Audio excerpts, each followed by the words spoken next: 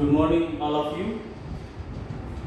आज आपण इथे आपला कोरोना नंतरचा ऑनलाईनचा पहिलाच क्लास आहे आणि BA-TYचा 5व्या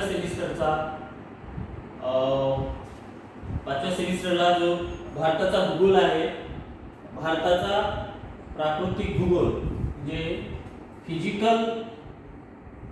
फिजिकल जॉग्राफी ऑफ इंडिया हा पेपरचं नाव आहे. Physical geography of India. Physical geography of India म्हणजे काय, तर साधारणतः भूगोलाचे जॉग्राफी म्हणजे भूगोल.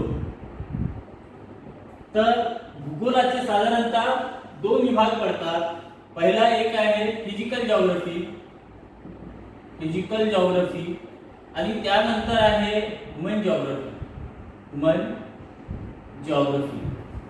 पहिला आहे फिजिकल जॉग्राफी आणि नंतर आहे ह्यूमन जॉग्राफी.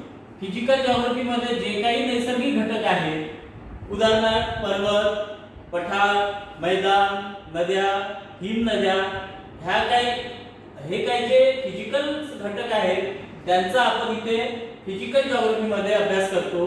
आणि त्यानंतर ह्यूमन जॉग्राफी मध्ये म्हणजे मानवनिर्मित जे आहे, म्हणजे मानवनिर्मित संस्कृती, लोकसंख्या, सामाजिक भूगोल, आर्थिक भूगोल, त्यानंतर सेटलमेंट जॉग्राफी, हे जे जॉग्राफीचे प्रकार आहेत हे सर्व आपण कुठे ह्यूमन जॉग्राफी मध्ये आपण अभ्यासत असतो. तर आपल्याला यावर्षी जो सिलेबस आहे तो आहे फिजिकल जॉग्राफी ऑफ इंडिया, म्हणजे भारताचा भौतिक अभ्यास. साधारणतः भारताचा जर आपण विचार केला, भारत या देशाचा जर विचार केला आपण, तर दक्षिण आशियामध्ये जी काही देश आहेत त्या सर्वांमध्ये भारत हा देश सर्वात मोठा असा, म्हणजे सर्वात मोठा असा देश आहे. तर या आणि भारताच्या शेजारी जर राष्ट्राचा विचार केला आपण, तर पाकिस्तान, त्यानंतर बांगलादेश, त्यानंतर श्रीलंका, नेपाळ, त्यानंतर ब्रह्मदेश,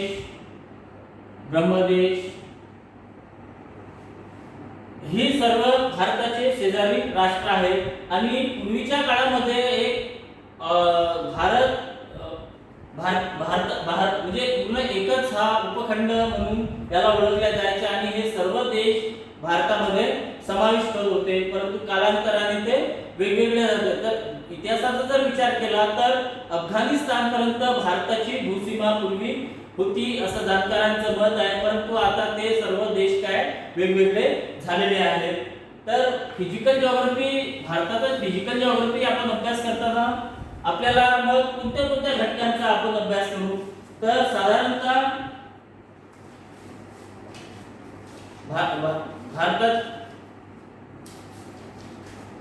भारताचे प्राकृतिक भूस्वरूप व प्रवाह प्रणाली हा घटक आपल्याला पाहायचा आहे. म्हणजे भारताचे भूस्वरूप, ठीक आहे, आणि नंतर आहे प्रवाह प्रणाली. तर भारताचे भूस्वरूप आणि प्रवाह प्रणाली हे दोन घटक आपल्याला इथे अभ्यासाचे आहेत पहिल्या घटकामध्ये. तर भारताचे भूस्वरूप म्हणजे काय, तर भारताचे भूस्वरूप म्हणजे काय, तर पृथ्वीवरील जी काही ठिकाणे आहेत, फॉर एक्झाम्पल पर्वत, मैदान, नदी, तर हे जे घटक आहेत हे घटक आपल्याला भूस्वरूपामध्ये अभ्यासायचे आहेत. तर पर्वत म्हणजे आपल्या भूभागावर जी काही उंच असे शिखर आहेत किंवा उंच जो भाग आहे ऍक्च्युली त्याला आपण पर्वत म्हणतो. मैदान म्हणजे जे नद्यांनी आपल्या क्षरण कार्यामधून ज्याची निर्मिती केलेली आहे असे मैदान. आणि नदीचं पण आपल्याला इथे या ठिकाणी अभ्यास करायचा आहे. तर भारताचे जे काही भूविशेष आहे त्याचा जर अभ्यास करतो म्हटलं तर आपल्याला साधारणतः भारताचे जे भूविशेष आहेत ते 3 प्रकारचे आहेत. भारताचे भूविशेष भारताचे भूविशेष. तर भारताचे भूविशेषामध्ये पहिले आहे दक्षिण पठार किंवा द्वीपकल्प. पहिले एक आहे दक्षिण पठार किंवा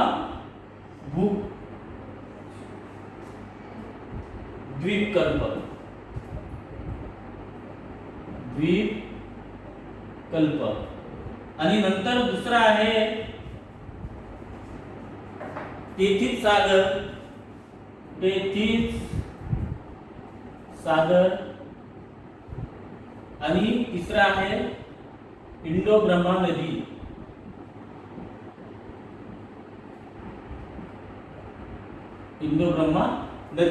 भारताचे भूविशेषामध्ये या घटकांचा समावेश होतो. पहिला एक आहे दक्षिण पठार किंवा द्वीपकल्प, नंतर आहे तेथीस सागर आणि नंतर आहे इंडो ब्रह्मा नदी. तर मग दक्षिण पठार किंवा द्वीपकल्प म्हणजे काय? खरं तर द्वीपकल्पाची संकल्पना या प्रकारे आहे की जो काही भाग म्हणजे जो जमिनीचा भाग पाण्याच्या आतमध्ये असल्यासारखं वाटतो त्याला ऍक्च्युअली आपण द्वीपकल्प म्हणतो. आणि मग भारताचा जर विचार केला तर दक्षिण पठार जो आहे हा त्याचप्रमाणे आहे, म्हणजे निमुळता असा भाग सागरामध्ये असल्यासारखं वाटतो. फॉर एक्झाम्पल हे बघा, दक्षिण याप्रमाणे आहे, इथे श्रीलंका आहे. तर हा जो भाग आहे हा संपूर्ण भाग हा आहे दक्षिण पठार आणि हा अत्यंत प्राचीन अशा खडकांनी बनलेला आहे. म्हणजे गोंडवाना लँडचा जो भाग आहे त्या गोंडवाना भागापासूनच याची निर्मिती झालेली आहे. हा जो निमुळता भाग आहे हा इकडे समुद्र आहे, इकडे पश्चिम बंगालचा उपसागर आहे आणि इकडे अरबी समुद्र आहे. तर या दोन उपसागराच्या मध्ये जो गेलेला भाग आहे त्यालाच आपण काय द्वीपकल्प असे म्हणतो. म्हणजे त्याची संकल्पना अशी आहे की पाण्याच्या आतमध्ये जो भाग गेल्यासारखं वाटतो त्याला द्वीपकल्प असे म्हणतात आणि यालाच आपण दक्षिण पठार म्हणतो. मग हा जो भाग आहे हा मैदानी आहे आणि इकडे हिमालयाचा जो भाग आहे तो पर्वतीय भाग आहे. म्हणजे भारतात हा पूर्व किनारा आणि हा पश्चिम किनारा याप्रमाणे भारताची रचना झालेली आहे किंवा नैसर्गिक रचना याप्रमाणे आहे. तर आता नंतर आहे तेथीस सागर.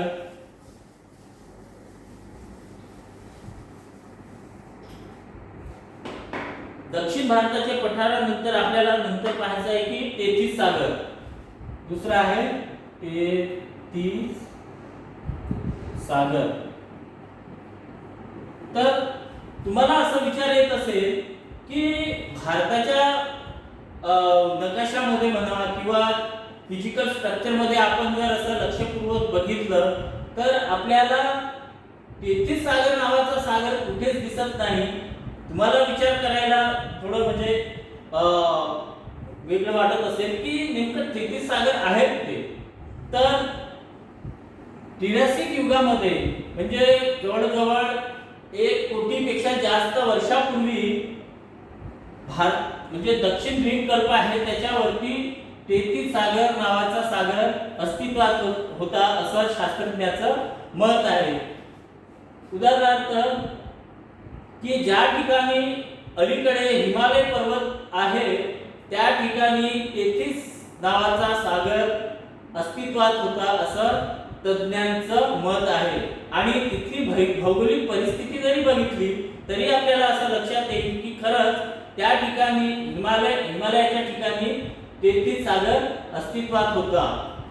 तर तेथीस सागर अस्तित्वात होता असं पूर्वीचे मानायचे. तर ते काय झालं की पूर्वी साधारणतः पृथ्वीचा इतिहास प्राचीन इतिहास जर आपण बघायला गेलं तर आपल्याला लक्षात येईल की पूर्वी हे पृथ्वीचे जे खंड आहेत ते सर्व एक संघ होते.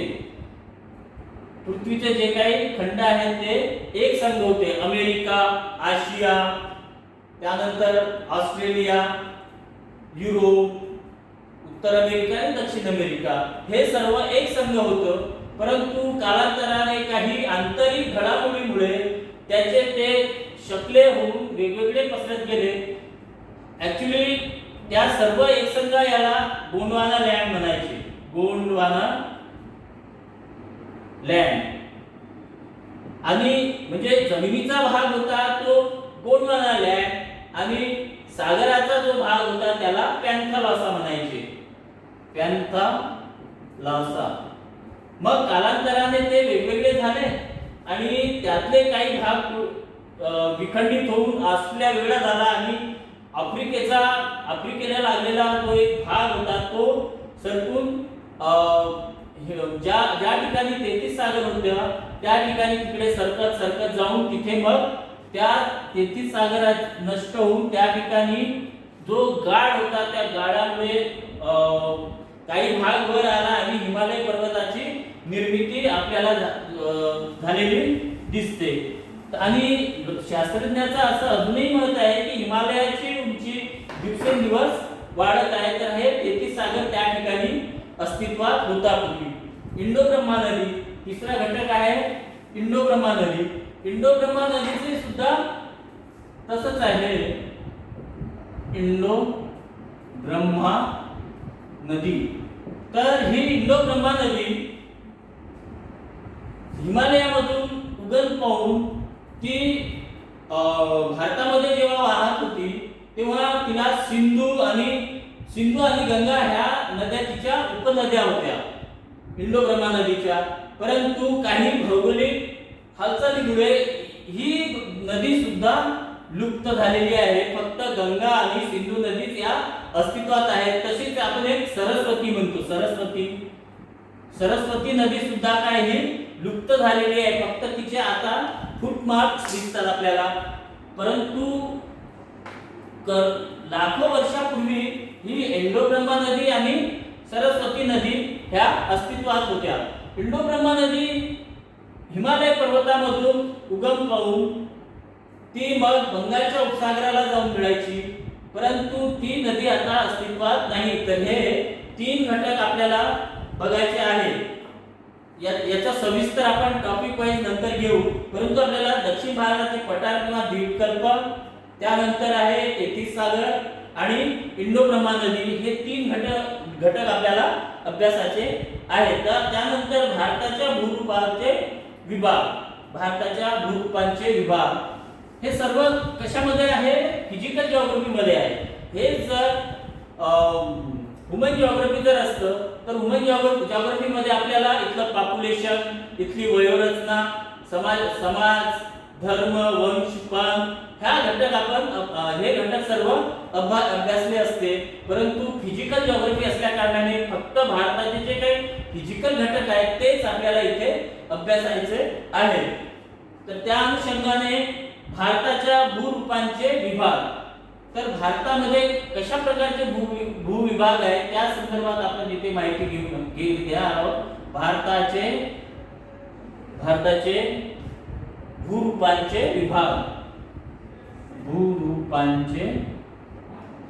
विभाग.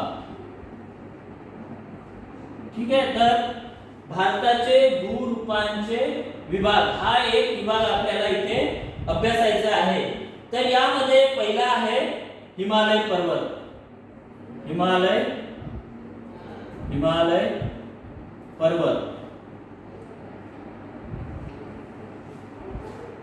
पर्वताविषयी थोडक्यात जर माहिती पाहायची असेल तर एका वाक्यामध्ये जगातील सर्वात उंच पर्वत म्हणून हिमालय पर्वत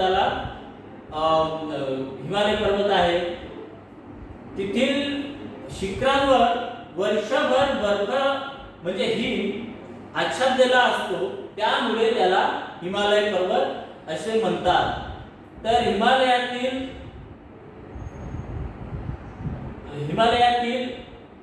आणि ज्या काही आपल्या द्वीपकल्पावर ज्या काही नद्या आहेत ह्या सर्व हिमालय पर्वतामधून, म्हणजे ज्या मोठ्या नद्या आहेत गंगा, त्यानंतर यमुना, सिंधू, सतलज, रावी, चिनाब, झेलम, गंडक, कोसी, घागरा, ह्या ज्या जेवढ्या नद्या आहेत ह्या सर्व नद्या हिमालय पर्वतामधून उगम पावतात. तर हिमालय पर्वत हा भारताच्या भूरूपामध्ये सर्वात महत्त्वाचा जो भाग आहे त्यापैकी एक आहे हिमालय पर्वत. त्यानंतर आहे मग या हिमालय पर्वतातील काही त्याचे उपघटक आहेत. तर पहिला आहे मुख्य हिमालय किंवा हिमाद्री. पहिला घटक आहे मुख्य हिमालय किंवा हिमाद्री. हे घटक सुद्धा आपल्याला या ठिकाणी अभ्यासायचं आहे. तर मुख्य हिमालय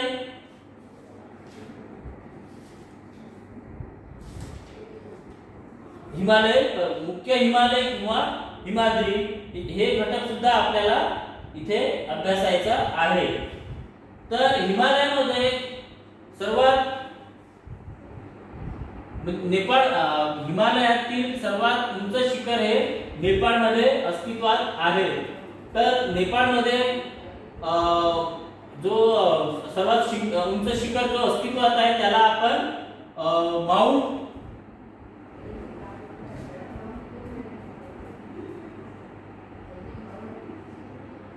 हिमालय, आणि भारतामधील जो आहे त्याला गाडविन आस्टिन असे आपण संबोधतो. हिमालय पर्वतातील भारतामधील जो सर्वात उंच शिखर आहे त्याला गाडविन आस्टिन म्हणतो, आणि नेपाळमध्ये आहे त्याला माउंट एव्हरेस्ट म्हणतो. Mount Everest. तर हे हिमालयातील सर्वात उंच शिखर गाडविन आस्टिन आणि माउंट एव्हरेस्ट हे दोन शिखर सर्वात उंच आहे. त्यानंतर मुख्य हिमालय किंवा हिमाद्री, आणि या हिमाद्री आणि मुख्य हिमालयामध्येच हे गाडविन आस्टिन आणि माउंट एव्हरेस्ट अस्तित्वात आहे. त्यानंतर आहे गंगेचे मैदान.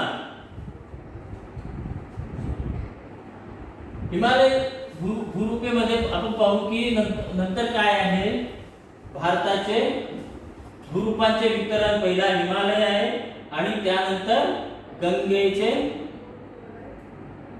मैदान.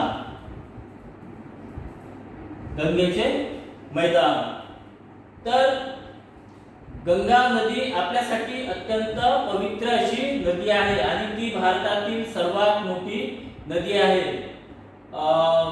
याच ठिकाणी गंगेचा उगम हा गंगोत्री मधून होऊन ती जेव्हा हरिद्वारला येते त्या ठिकाणी तिथे मग ही गंगा या नावाने ओळखली जाते. या नदीचे ऐतिहासिक महत्त्व फार महत्त्वपूर्ण आहे. त्यानंतर आहे दक्षिण भारताचे पठार. गंगेचे मैदान झाल्यानंतर आहे तिसरा दक्षिण भारताचे पठार. दक्षिण भारताचे पठार. साधारणतः तुम्ही जर भारताचा विचार केला, मी ते तुम्हाला नकाशाद्वारे समजवण्याचा प्रयत्न करतो. याप्रमाणे भारताचा नकाशा आहे, असं काहीसा आहे नकाशा. तर हा आहे हिमालय पर्वत आणि हा कसा चापाकार असा पसरलेला आहे. तुम्हाला माहिती सांगत आहे की हा चापाकार म्हणजे एरो बाण जशी असते अशी वाकडा त्याप्रमाणे काय हे पसरलेला आहे इथे. त्यानंतर हा आहे हिमालय पर्वत आणि हा जम्मू काश्मीर. त्यानंतर गंगा नदीचा उगम या ठिकाणून होतो. ती बिहार यूपी मधून बांगलादेश आणि त्यानंतर तिचे दोन खंड होतात, एक पद्मा नदी आणि हुगळी नदी. एक बंगालच्या उपसागराकडे जाते आणि दुसरं पश्चिम बंगालकडे जाते. तर ही आहे गंगा नदी, इथून उगम इकडे जातो आणि हा आहे संपूर्ण गंगेचं मैदान. भारताचा नकाशा लक्षात ठेवा की हा आहे पर्वतीय प्रदेश संपूर्ण म्हणजे हिमालय पर्वत, आणि त्यानंतर हा जो मधला भाग आहे हा मैदानी प्रदेश आहे आणि हा द्वीपकल्प आहे. हा पूर्व घाट म्हणजे पूर्व किनारा आणि हा पश्चिम किनारा. हा अरबी समुद्र हा हिंदी महासागर आहे. अरबी समुद्र आणि बंगालचा उपसागर हे त्याचे उपसागर आहेत. तर याप्रमाणे काय सिच्युएशन आहे एक भारताची. म्हणजे आपल्याकडे पर्वतीय प्रदेशही आहेत, मैदानी प्रदेशही आहेत आणि द्वीपकल्पीय प्रदेश सुद्धा आहेत. हे तीन विभागामध्ये भारताची जडणघडण झालेली आहे. त्यानंतर समुद्र तटीय मैदाने. दक्षिण भारताचे पठार झाला, गंगेचे मैदान झालं आणि हिमालय पर्वत झालं. नंतर आहे की समुद्र तटीय मैदाने. चौथा समुद्र तटीय मैदाने. तर समुद्र तटीय मैदाने म्हणजे हा पश्चिम किनारा आणि हा पूर्व किनारा.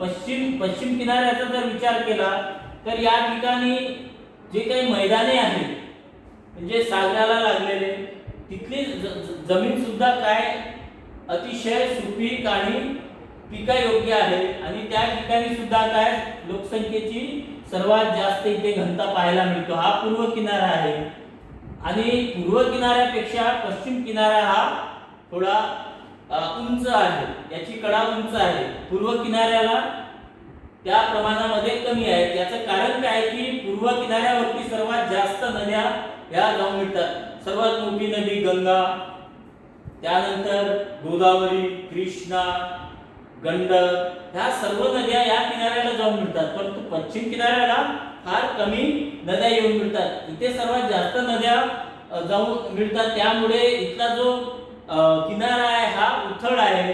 त्याच्या विरुद्ध पश्चिम किनारा हा थोडा उंच पाहायला मिळतो आपल्याला. आणि त्यानंतर आहे समुद्र द्वीप. भारतामधील समुद्र द्वीप. समुद्र द्वीप. तर समुद्र द्वीप म्हणजे जे काही अंदमान, निकोबार ही काही जे बेटे आहेत तर त्यांना आपण समुद्र द्वीप म्हणू. त्याचा सुद्धा आपण अभ्यास नंतरच्या लेक्चर मध्ये करू. सध्या आपण भारताचं एकंदरीत स्ट्रक्चर कसं आहे त्याचा अभ्यास आपण इथे केलेला आहे. म्हणजे तुम्हाला एक तोंड ओळख म्हणून मी इथे सांगितलेला आहे. यानंतरचा जो काही आहे भाग त्यानंतर आपण डिटेल्स मध्ये पाहू आपण. ठीक आहे, धन्यवाद.